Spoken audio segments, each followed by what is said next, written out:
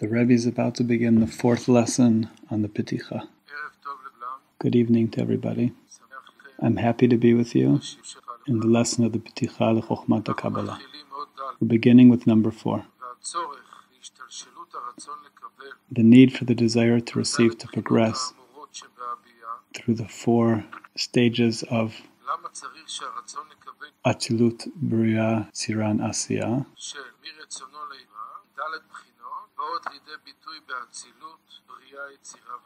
The progression of the desire to receive from the desire to give goodness to creation through the 4 spiritual worlds. So God can do anything, could have done it all at once. Why does it need to go through the 4 spiritual worlds, the 4 stages? Answer: this is because there's a general principle with the light and the vessels. The shining of the light and its disappearing makes the vessel fitting for its purpose. Meaning, as long as the vessels never once become separated from the light, it's included with the light, and is nullified to the light like a candle before a large fire. And this is not good. If the light nullifies the vessel, it means there's no one to receive the light. The idea of this nullification is because there's an opposites between them that is as distant as could be. Because the light is divine goodness that flows from God directly. The light is divine power, divine force. And in the aspect of God's thought of creation, and God's thought to give goodness to creation, called Ein Sof, it's only to give. From the aspect of God's thought to give goodness to creation, that the thought is called Ein Sof, the light is only to give, only giving. It has no aspect of desire to receive at all. And the opposite of this is the vessel, which is the great desire to receive the goodness. That is the whole root of the created being, what was newly created, and has no aspect of giving within it at all. So there are 2 completely opposite characteristics. The light only wants to give, and the vessel is only wanting to receive. So therefore they're opposites. And therefore, when they come together, the light and the vessel, the desire to receive is nullified in its light. This is not good. Because if the desire to receive is nullified, it means there isn't there a reception. So therefore what? Therefore we need the way to find to fix this. And the vessel can't become set unless the light disappears from it once. Because after the light disappears from it, it begins to yearn after it. And this yearning and desire sets the desire to receive in its fitting form. And after this, when the light returns, now it's considered there's two separate things, light and vessel. And pay attention to this, put here your eyes, because it's the deepest of the deep. So the Baal HaSulam is explaining why the light has to go through these 4 stages. Because the shining of the light and its disappearing, going away, is what makes the vessel fitting to receive the light. So the Baal HaSulam is telling us here that since the light and vessel are opposite one to another, therefore the light is nullifying the vessel.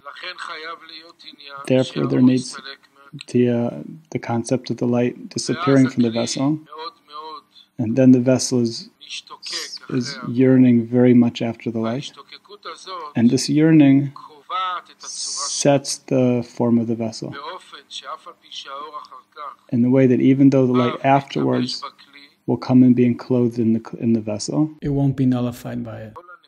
What is the meaning that the light nullifies the vessel? This whole point of the light disappearing from the vessel, so the vessel is yearning after it. And afterwards, the vessel doesn't become nullified when the light returns in it. What is all this about? I'll give an example. The example is a simple example. A person is yearning to eat, they're hungry. Afterwards, when the person eats,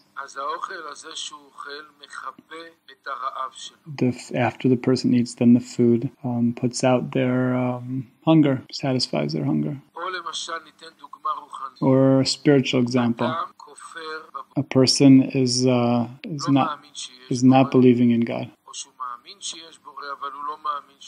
or believes in God but doesn't believe that God is only good in giving. In the time when the divine light shines in that person, then it nullifies all of the person's disbelief. The disbelief is the vessel to experience the divine light.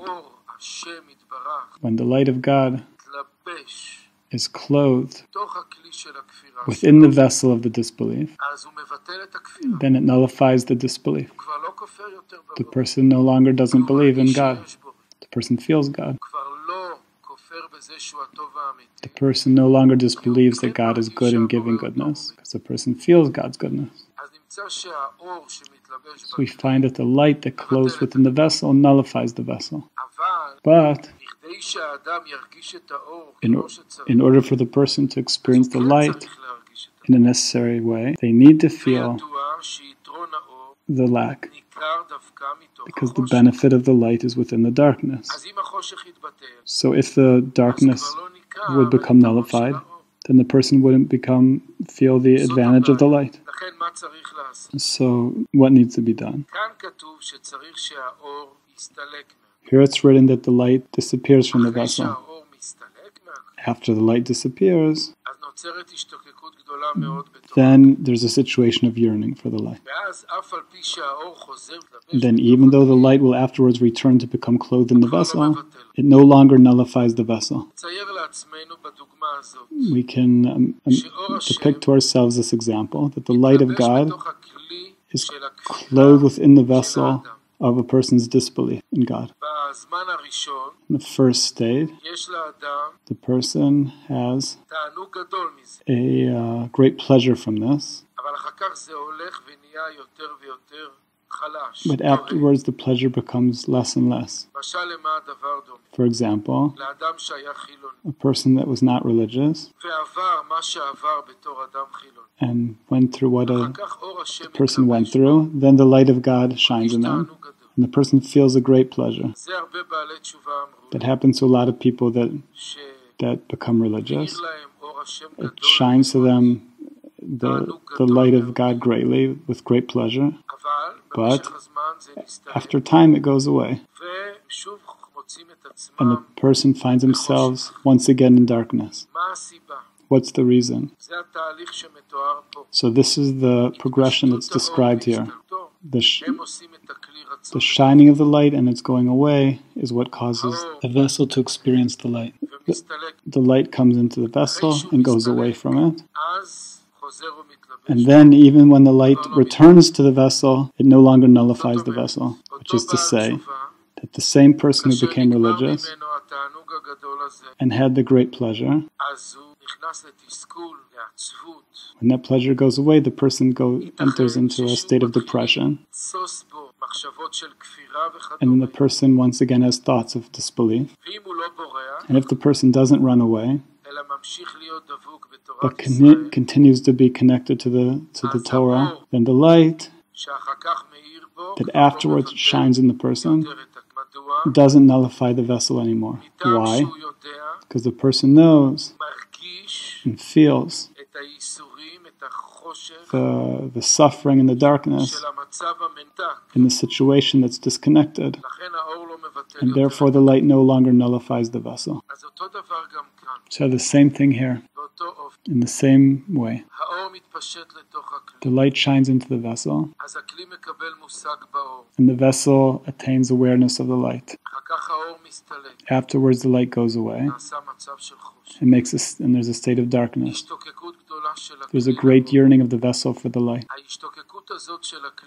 This yearning of the vessel for the light sets within it, within the darkness, in a way that so that even when the light afterwards shines within the darkness, it no longer nullifies the vessel. The vessel remembers the situation of the darkness. The vessel has consciousness of the situation of the darkness. Therefore, the vessel is aware of the darkness. And even though the light returns to be clothed in it, it's no longer nullified. We'll read this again. Number 4. The need of the progression of the desire to receive on these 4 aspects that are in the 4 spiritual worlds. Because we have a general principle with regards to the vessels, that the shining of the light and its going away is what makes the vessel fitting for its purpose. Meaning, because until the vessel has once become separated from the light, it is nullified to the light, like a candle before a large fire. And the idea of this nullification is because there's an opposites between them as wide as could be, as great as could be. Because the light is divine goodness coming from God directly. From the aspect of God's thought of creation in Ein Sof, which is only to give. And there's no aspect of desire to receive at all. And the opposite of this is the vessel, which is the great desire to receive the goodness, which is all the root of the created being that was newly created, and has no aspect of giving at all. And therefore they come together one in another. The desire to receive becomes nullified in its light, and is not able to find its form until after the light is removed from it one time. Because after the light is removed from it, it begins to yearn after the light. And this yearning sets in the vessel the form of the desire to receive as is fitting. And then when the light comes and returns in it, they are now considered 2 separate things. Light and vessel, the body and the life of life. So in this example we gave, a person that has thoughts of disbelief, and the light of God is dressed within these thoughts, then it fills the vessel, because the disbelief is the vessel for the light of God. If this person doesn't remember, doesn't have in his consciousness the thoughts of the disbelief, then the light will nullify the vessel. And if the light nullifies the vessel, so the light itself is not felt. Because it is a set spiritual law that the advantage of the light is from within the darkness. So there's the idea of remembering, that the vessel needs to remember in the consciousness of the vessel the state of the lacking. And then the light will no longer be able to nullify it. The complete situation is when there's light dressed in the vessel, but it doesn't nullify the vessel. On one side, we have the pleasure in the vessel, in having the light. On the other side, on the other hand, the vessel still remembers its feeling of when it was in darkness. And this feeling doesn't give the vessel to be nullified to the light. And these 2 opposites can be at one time. On one hand, the light needs to give pleasure to the vessel, and on the other hand, the vessel needs to still remember the state when it was in darkness. Number 5. Are these matters clear, or are there questions? The Rebbe is taking a question. The question to the Rebbe is, it says in the verse from the prophets that on that day the earth will be filled with the knowledge of God, meaning that the vessel will be filled with the light. Does that mean that the light will nullify the vessel? The Rebbe says no, because the vessel has behind it, in its subconscious, the 6,000 years of lacking. And this lack is felt in the vessel. And therefore the light will shine in the vessel, but the vessel will not be nullified to the light. Rebbe's taking another question. Do the 10 Sefirot come from the vessel or from the light? The Rebbe answers, there's no changes in the light. The changes are only in terms of the vessel. Another question, if a person's in darkness, how do they know that this is part of the process of their spiritual development, becoming spiritually refined? The Rebbe answers, they can know because everything is coming from God, and everything God is doing is only for the good of the person, in order to bring a person close. So from this we know that every darkness is part of the process of us coming closer, being brought closer. We learn from this that any time that a person merits to experience light according to their level, so a person needs to give thanks to God, and together with the thanks of thanking God for everything, together with this, a person also needs to remember the low situations that they previously had, all of their spiritual descents, in order that they can experience the light in a good way. Because otherwise, if a person doesn't remember the situations of darkness, they're not able to feel the light, and the light nullifies the vessel. And then it's like a person cutting off the branch that they're sitting on. If the light is nullifying the vessel, then the person no longer feels the light. In order for the light to be felt, we need a vessel. Everything we're speaking about here, all that Kabbalah is talking about, is only relative to the feeling of the vessel. The light itself never changes. In God itself, there's no changing, because all the changes allude to lack, and in God there's no lack. So changes aren't relevant to the upper light. All the Sefirot that we're learning about, all these different spiritual states, they're all subjective concepts that relate to the vessel, that relate to how the vessel is feeling the light. It all depends on the situation, the state of the vessel. Another question. So it sounds like all the vessels once experienced the light left, and now we're yearning for the light. And the Rebbe says this is correct. All of us, men and women, in our source, we're all part of God. Part of God means we are part of the divine reality of the upper light. Afterwards, this vessel progresses through all the worlds as we learned about. It descends, the desire to receive becomes bigger, and then the light becomes smaller, until we reach the situation of this world, where the desire to receive is maximum, and the light is minimum. God is no longer felt by us. This is called hiddenness. But what is the reality of hiddenness? Not that there's any change in the light. There's no change in the upper light. But all these changes are in the vessel. Pay attention to this. In the first situation, in the thought of God to give goodness to creation, Ein Sof, where all of us exist, included in this thought of God to give goodness to creation, we receive all of the light according to its full capacity. And then where's the changes? In the vessel. So when the changes are made in the vessel, then the consciousness of the vessel of the upper light is minimized. The more that the vessel wants more to receive, it less is able to feel the light, because there's an opposite of characteristic between the vessel and the light.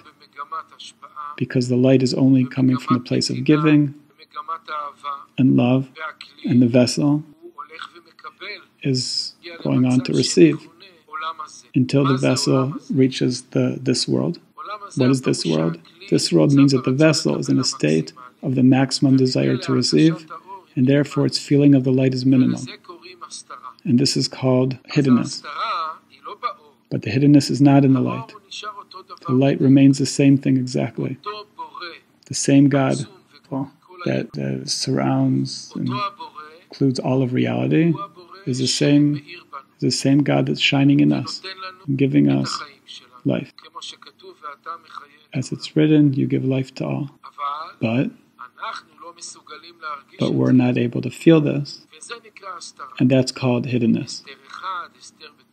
There's hiddenness, there's what's called hiddenness within hiddenness, double hiddenness. But it's all talking about the situation of the vessel. We don't have to make any efforts with regards to the light. We don't have to convince the light anything. We don't have to convince God to give to us. All the work is only on ourselves. In two aspects. The aspect of belief, that is an aspect of giving in our minds, and then working on the desire to give of our heart. So therefore, since in our source every man and woman is part of the divine light, this is called in the language of Kabbalah the point of holiness that is found in the soul of every man and woman. This point gives us a grasping, a connection with God, and creates within us a yearning for God.